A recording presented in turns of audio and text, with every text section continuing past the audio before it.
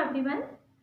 इस क्लास में हम बात करेंगे विकास की अर्थात डेवलपमेंट की और डेवलपमेंट से संबंधित विभिन्न मुद्दों की, इश्यूज रिलेटेड टू डेवलपमेंट। तो सबसे पहले हम ये देखते हैं कि डेवलपमेंट क्या है। तो देखिए स्टूडेंट्स, जो प्रारंभ के अर्थशास्त्री थे या फिर थिंकर्स थे, उन्होंने डेवलपमेंट को वह प्रक्रिया बताया जिसके अंतर्गत जीडीपी में वृद्धि हो या फिर नेशनल इनकम में वृद्धि हो। अर्थात प्रारंभ में विकास का तात्पर्य था उत्पादन में वृद्धि, प्रॉफिट में वृद्धि होना, आर्थिक विकास होना, अधिक औद्योगिकरण होना, कृषि का विकास होना और प्राथमिक क्षेत्र, द्वितीयक क्षेत्र और सेवा क्षेत्र में विस्तार होना, प्रति व्यक्ति इनकम बढ़ना, इसे हमने विकास कहा। लेकिन कालांतर में 1990 में नोबेल लॉरिएट अमर्त्य सेन और पाकिस्तानी अर्थशास्त्री महबूब उल हक ने संयुक्त राष्ट्र संघ में अपनी एक रिपोर्ट रखी और उसमें मानव विकास की अवधारणा दी। उन्होंने ये बताया कि मात्र आर्थिक विकास को हम विकास नहीं कह सकते। विकास का फायदा जब तक लोगों तक नहीं पहुंचे, लोगों का विकास जब तक नहीं हो, तो हम उसे विकास नहीं कह सकते।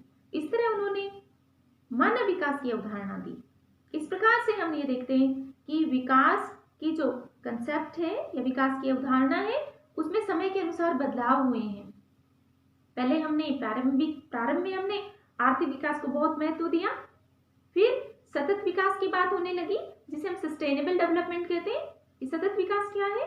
देखिए, सतत विकास से तात्पर्य है कि ऐसा विकास जिसमें कि संसाधनों का प्रयोग विकास की योजनाएं बनाते समय इस प्रकार से किया जाए कि आने वाली पीढ़ियों की आवश्यकताओं को भी उसमें ध्यान में रखा जाए। उसे कहते हैं सतत विकास। अर्थात जल, जमीन, जंगल, खनिज पदार्थ, इन सब का आप इस तरह इस्तेमाल कीजिए कि वो समाप्त न हो जाए। आने वाली पीढ़ियों की जरूरतों का भी ध्यान रखो। जैसे पानी, इसलिए सरकार ये कहती है ना कि पानी बचाइए, भूमिगत जल कम नहीं होना चाहिए, नहीं तो आने वाली पीढ़ियां पानी कहाँ से पिएंगी। इसे हम कहते हैं सतत विकास, वो निरंतर चलता रहे। विकास की नीति ऐसा ना हो कि हम सारे संसाधन हम ही खत्म कर दें। आने वाले पीढ़ी के लोग, आने वाले बच्चे बताइए क्या करेंगे फिर। इसे कहते हैं सतत विकास। फिर बात होने लगी समावेशी विकास की, जिसे हम कहते हैं इंक्लूसिव डेवलपमेंट। इसका मतलब है कि विकास में सिर्फ और सिर्फ अमीर लोगों को फायदा नहीं मिलना चाहिए। गरीबों को, महिलाओं को, वंचित लोगों को, जनजातीय लोगों को विकास की धारा में आप शामिल कीजिए। नीति बनाते समय महिलाओं के लिए क्या नीति बनाई है आपने? उनकी शिक्षा के लिए, उनके स्वास्थ्य के लिए, उनके रोजगार के लिए। इसे हम कहते हैं समावेशी या इंक्लूसिव डेवलपमेंट। और अब हम बात करते हैं ह्यूमन डेवलपमेंट की। तो देखिए स्टूडेंट्स, ह्यूमन डेवलपमेंट वह अवधारणा है जिसमें कि विकास के केंद्र में हम मनुष्य को रखते हैं, ह्यूमन बीइंग्स को, ना कि आर्थिक प्रॉफिट को।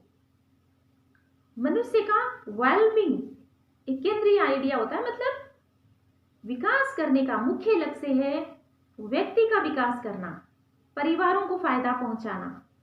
समाजवाद की अवधारणा से प्रेरित है ये। इसके अंतर्गत ये देखते हैं कि शिक्षा पे कितना खर्च हो रहा है, जेंडर इक्वलिटी या लैंगिक समानता पर कितना खर्च कर रहे हैं हम, सरकारें अपना बजट बनाते समय स्वास्थ्य सेवाओं पर कितना खर्च कर रही है। तो आधारभूत रूप से मानव विकास के जो सूचकांक है, जिसे HDI कहते हैं, ह्यूमन डेवलपमेंट इंडेक्स, उसके 3 क्राइटेरिया है। इंक्रीज्ड इनकम, लाइफ लॉन्जिविटी मतलब जीवन प्रत्याशा, और शिक्षा का स्तर। ये बहुत इंपॉर्टेंट है। अब हम ये देखते हैं कि विकास के मुद्दे कौन से हैं, क्योंकि आपके एग्जामिनेशन में कई बार आ जाता है विकास को परिभाषित कीजिए, मानव विकास को परिभाषित कीजिए, ह्यूमन डेवलपमेंट इंडेक्स किसे कहते हैं, सतत विकास को परिभाषित कीजिए। तो ये मैंने आपको अभी समझाने का प्रयास किया है, आप फिर से सुन सकते हैं मुझे। फिर हम ये बात करते हैं कि विकास के मुद्दे कौन से हैं, इश्यूज कौन से हैं विकास से रिलेटेड, तो उनको देख लेते हैं हम। तो देखिए स्टूडेंट्स, विकास से संबंधित बहुत सारे इश्यूज हैं, उनकी हम बात कर लेते हैं। तो पहले हम बात करते हैं इकोनॉमिक इश्यूज की। तो शुरुआत ही की थी, देखिए विकास में आर्थिक विकास बहुत जरूरी है, और जब हमारे पास धन होगा, पर्याप्त बजट होगा, तभी तो हम मानव विकास या सामाजिक विकास कर सकते हैं। तो हमें उद्योगों की स्थापना, कृषि का विकास करना, कृषि में इन्वेस्टमेंट करना, कॉटेज इंडस्ट्रीज, ये बहुत जरूरी है। तो आर्थिक आयाम। फिर हम बात करते हैं पॉलिटिकल आयाम, पॉलिटिकल आयाम का मतलब ये है कि राजनीति का विकास होना। इसका मतलब ये है कि देखिए पुराने समय में तो क्या था, एरिस्टोक्रेसी थी या फिर निरंकुश शासन होता था। राजनीतिक विकास का मतलब ये होता है कि विकास में लोगों को भागीदार बनाना। अब हमारे देश में लोकतांत्रिक शासन है तो लोग वोट देते हैं, लोगों की आवाजों को सुनना, जो दबाव समूह है, किसानों के समूह है, उनकी बात सुनना, किसानों की समस्याओं का समाधान करना। विद्यार्थी को भी राजनीति में शामिल किया गया है ना, तो युवाओं की समस्या को एड्रेस करना, महिलाओं को वोटिंग राइट्स मिले हैं, पुराने समय में नहीं थे, इवन यूरोप में भी नहीं थे। तो ये राजनीतिक मुद्दे हो गए कि जन सहभागिता को सुनिश्चित करना और लोगों के हित में नीतियां बनाना, करप्शन नहीं होने देना प्रशासन में। तो ये राजनीतिक आयाम हो गए। फिर हम बात करते हैं सोशल इश्यूज, जो मैं बात कर चुकी हूँ, महबूबुल हक और नोबेल पुरस्कार विजेता सामाजिक अर्थशास्त्री अमर्त्य सेन के विचार आप लिख दीजिए इसमें, मानव विकास के बारे में जो उन्होंने कहा।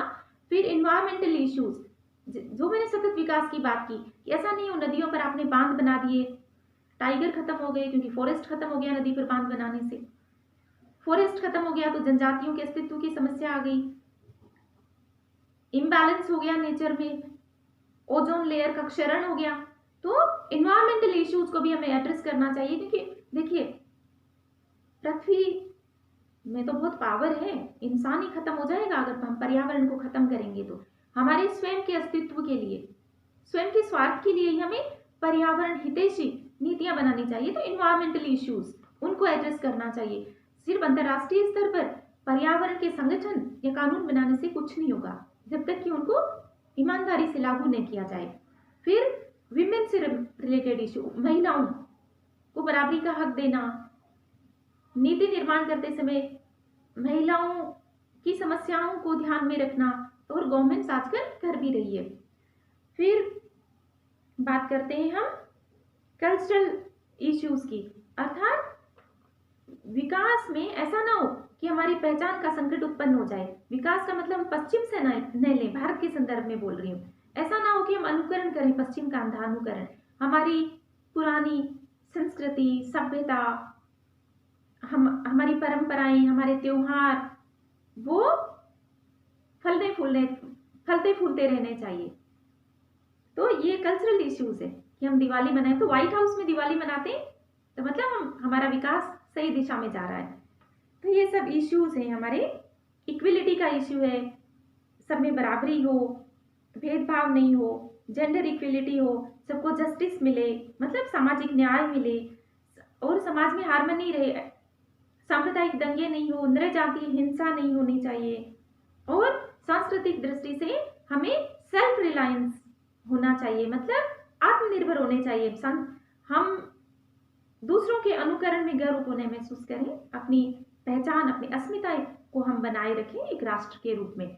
और हम सक्सेसफुली वो कर रहे हैं बच्चों, जिस तरह से हमारी परंपराओं का भी वैश्वीकरण हो रहा है, मतलब लोग हमारी परंपराओं को फॉलो कर रहे हैं। तो कहीं ना कहीं हमने विकास का जो हमारी नीतियां है ना अब तक की, उनमें हम इन मुद्दों पर फोकस कर पाए हैं। इसीलिए देखिए योग जो भारत की बहुत प्राचीन पद्धति है, वो एक अंतरराष्ट्रीय रूप से एक स्वीकृत जीवन शैली का एक हिस्सा बन चुकी है योग हमारा।